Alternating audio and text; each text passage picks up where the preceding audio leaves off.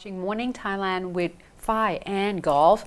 Now, of course, more of the interesting news that we have, it seems like police has been quite busy in terms of not only trying to get ready for the whole drug trade and such, eliminate all the drug gangs and such. But it seems like there are a lot of report on the hitmen right here in Thailand as well. So the police decided yesterday that they would actually at least start at one of the provinces that apparently a lot of hitmen situated is in Pranakon Si Ayutthaya province. Now they say that just yesterday the police have visited 25 targets spots all together in order to gather and arrested all these gangs of hitmen.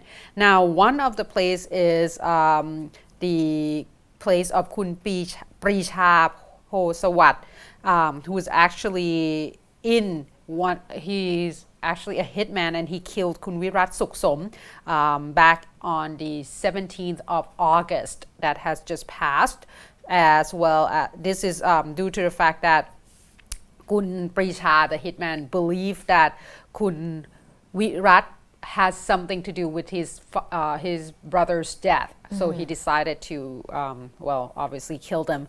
Now, another case was where Kun Bariboon Ramanop, Kun Thawan Pong Pipat, as well as Kun Anek Noi Posawat.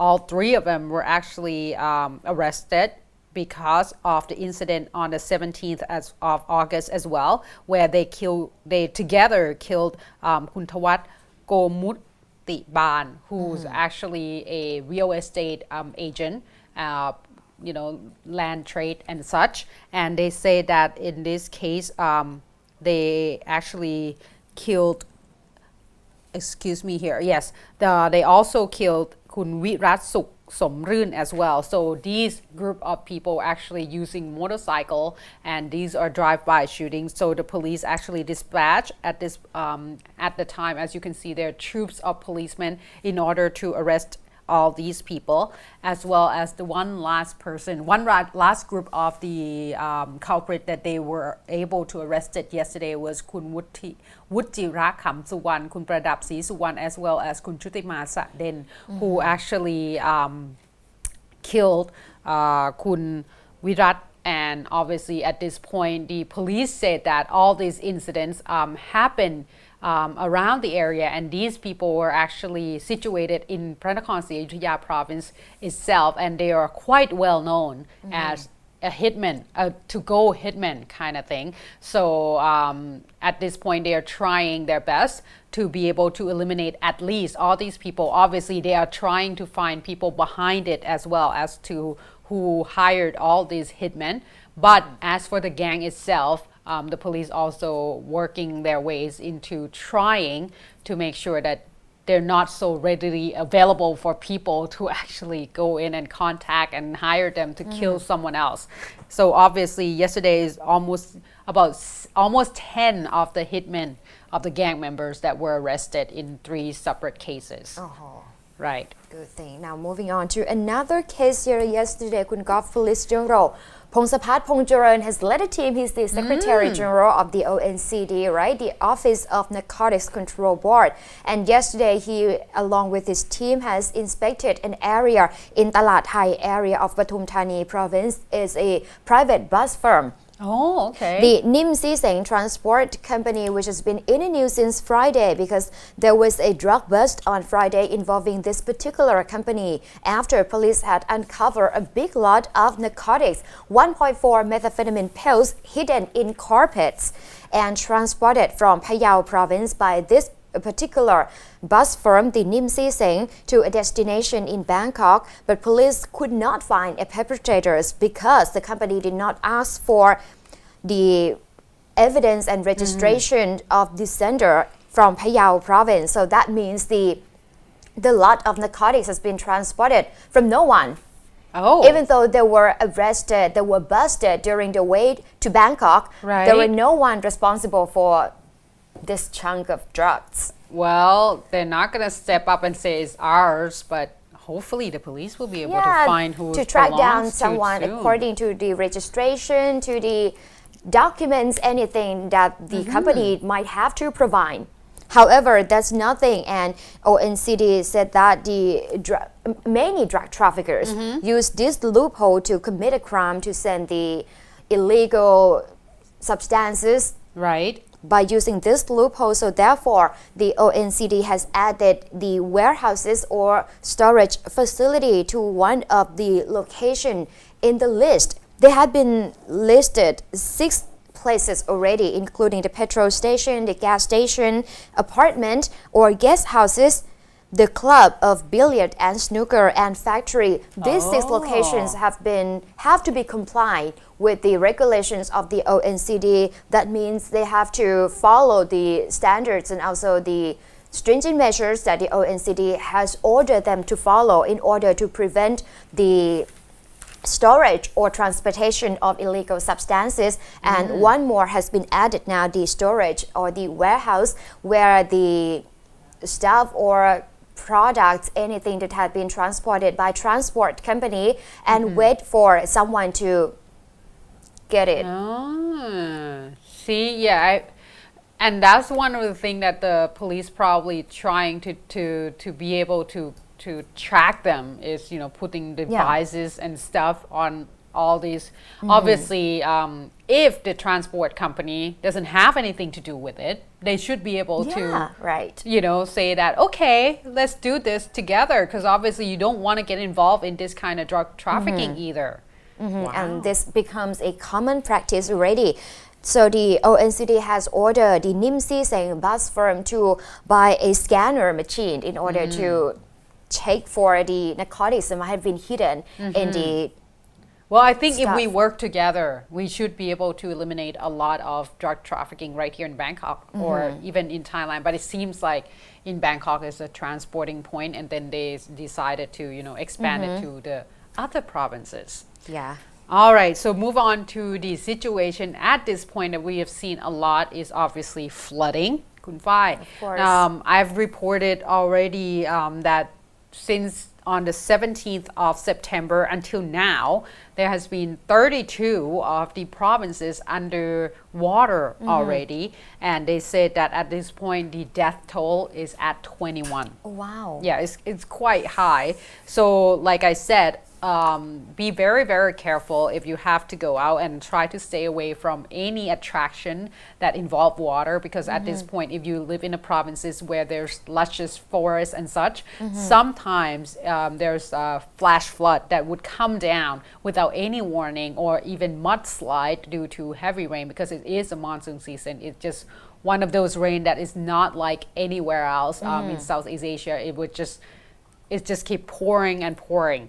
At this point, they say that 5 of the provinces sees a little bit of the ease already, because in Kanchanaburi, Prajop Khiri Khan, Chumpon, Kalasin, and Nakhon Ratchasima, the water level has lowered a little bit already. However, 27 provinces are still seeing quite a bit of the water, and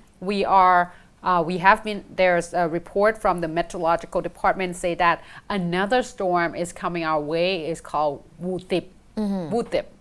I'm not even sure if that's how to pronounce it, but they call it Wutip. And they say that they believe that this particular storm will actually hit Vietnam on October the 1st. And of course, we're not that far from Vietnam. So Uthai Thani, Lopburi, Saraburi, Nakhon Ratchasima, Buriram, as well as Sisakhet provinces will have to brace for a very, very heavy rain and a very windy storm. So brace yourself for that if you're in those areas. And at this point, yesterday, Kun Yingluck Shinawatra, our Prime Minister, along with Kun Banhan Silapa Acha, Kun Pratprasop Suratsawadi, as well as the Transport Minister, Public Health Minister, Interior Minister, and various group of people, including the Irrigation Department as well. The Director General were at the Kabinburi district of Pachimbury province, where they have seen quite a bit of a flood situation, and a lot of their crops and such were actually underwater. So the Prime Minister and her entourage went in to give them some support, as well as to look around in the just to assess the situation a little bit. Now they say that at this point, Prime Minister has already requested that the concerned party, including the Irrigation Department obviously, to assess the area that has been flooded and to see whether or not there's alternative route like a canal that they perhaps could dig, so that way the water would be able to release elsewhere and perhaps come up with a long-term solution as well. Now, as you can see there, Kun Banhan is very closely beside our Prime Minister at all time. There has been a report that at the end of this particular trip, Kun Banhan has bluntly volunteer himself to the Prime Minister, said that if the Prime Minister should perhaps being too busy or could not get into the area, he would love to actually volunteer himself to go in the Prachinburi province to take care of the situation on her behalf. So Kun Banhan is being very, very helpful these days, because don't forget, he's also the coordinator of the reform panel as well. So that's a lot of work for Kun Banhan, that's for sure. Now, Kun Lerth Wirod Gowattana, the Director General of the Irrigation Department, has also talked about the situation a little bit, give us a little bit of an update, saying that in Kabinburi district, the water is receding, and in Sri Mahapot also see some recession of water as well. And he said that at this point, the dam, the Pachsak Cholasit Dam, as well as Phumipol Dam and Sirikit Dam, there's still quite a bit, almost half of the water for the Phumipol Dam and Sirikit Dam that's still able to take in quite a bit of water. However, at this point, they say that several of the dams around the area will still be able to retain some water. However, don't forget, this we have to take into effect. We're not sure how much rainfall would be involved after the storm that's coming in, Wuthip storm as well. So that we have to brace for. So at this point, all in all, there has been a report of warning to a lot of people saying that be very, very careful. Obviously, you can, if you're in the area and you know that you've seen a lot of heavy rain, look at your traveling route very carefully, whether or not your car will be able to pass. As you can see there, if it's small car, I don't think you can actually travel through the area, and there's a lot of roads that has been inundated already and cut off, so be very careful. I'm starting to worry about the situation in Bangkok. In Bangkok, hey? Well, they warn us about it, but don't forget, BMA did say that they have that big tunnel that it looks like it was so big that it should be able to retain a lot of water. I'm still waiting to see, you know, the effect of it, because obviously last time we did have that tunnel. Somehow water did not like the tunnel. It did not go into that tunnel. It went to my house instead. So, you know. All right. Right. Now, moving on to down south, the situation has not been very peaceful yet. However, someone in Bangkok have already paid an attention to the issue, including the lecturers and academics. So yesterday, there was a seminar held at the Thai Journalists Association entitled Lessons of Peace from Overseas to the Deep South, which saw a number of lecturers and academics participating, including Kun Chanintira Nathalang, a professor from Thammasat University, Kun Metat Anuwat Udom from King Prachatipoks Institute, and Kun Mark Tam Thai, the vice chairman of a committee on the peace strategy of the Thailand Research Fund. All of them have come to give opinions and advices and suggestions to government. In this event, there was Kun Angkana Nilaphaichit as well, the wife of the missing lawyer, Kun Somchai Nilaphaichit. Oh, yeah, her the human rights lawyer who gone missing, and Kun Chanintira compared the situation to the movement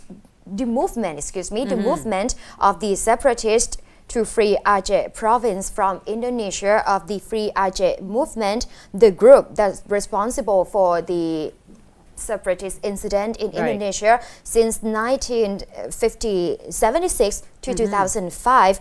Kun Chanintira said that the difference between Indonesia and Thailand is that the Free Aceh movement was the one responsible for the incident in Indonesia. However, in Thailand, the trouble deep south, there were many active groups of insurgents with the BRN as the umbrella body. As the Free Aceh movement began to gain momentum through negotiations and non-violent efforts, however, in Thailand, the Thailand political division already not that stable yet compared to Indonesia at that time. So there was not just we're not in the same situation as per se, Indonesia. right. So apart from negotiation, they said that the government should build trust among the All representatives parties, right. of the government and It's also true. the BRN, the insurgents. Kun Mark Tam Thai, he's a senior Thailand Research Fund official, said that both senior officials with the BRN and Thai authorities had not reached their initial conclusions yet and needed more time to work together. He said statements made frequently by most senior officials involved in an ongoing peace dialogue that if the situation in the Deep South did not worsen in 5 years' time, it should be regarded as success, showed their intent to only buy more time. So they did not set a time frame to solve the problem. They're just buying time to extend the time frame. Right. He said that the violence in the Deep South should be on the national agenda to convince all the parties involved, not just the government, not just the BRN, not just the people in the area, but also the media as well, reporters, and also all parts of the society. Has to work together. Yeah. Obviously. Right. Which is true. That And makes Kun sense. Mehta said that the lack of continuity of the 2-year master plan to deal with the issue and the lack of solidarity between two political camps had led to the problem continuing or even worsening at certain stages. Kun Angkana even gave her viewpoints in these issues. He said that what the government is trying to do at this time is just to pay compensation to people who lost their loved ones in the southern incidents. However, people there just want more justices to be done.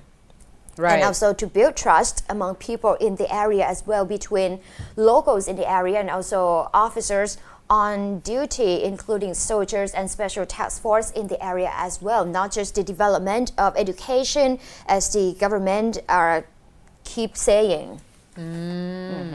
So this is a way that they are trying to At least send to the government, to someone to take this it. is one of the things that they got together, they talked about it, but in terms of trying to get whatever they find at the end of the meeting into action, that's the hard part. Yeah. Whether or not they can actually use the lesson from this particular seminar, because a lot of seminar is ended up being just a suggestion. Yeah. But whether or not they don't really have the authorities to do it. But I think is one of the things that is very interesting, that we at least try to look for other experiences and see whether or not we can at least maybe try to imitate it a little bit to be able to solve these particular problems. Because even though we think that is quite down at this point, it hasn't quite down. And one of the things that they should raise awareness of people and the public even more, even in the capital, because the situation in down south have been neglected by people in a lot, oftentimes, town. and we will hear about it when, for example, the Thailand Got Talent show, where the winner was actually from the down south, and he decided to write a song about it, and that's when more awareness has been created. But then after a while, there would be some other news that surface on the front pages, and what happened in the down south, since it's happened almost every day, it would just kind of become a norm, which is really sad. You don't want that to become a norm for them. Now, okay, let's take a short break, because afterward we're gonna have a little bit of information on the political situation right here in Thailand, so please stay tuned.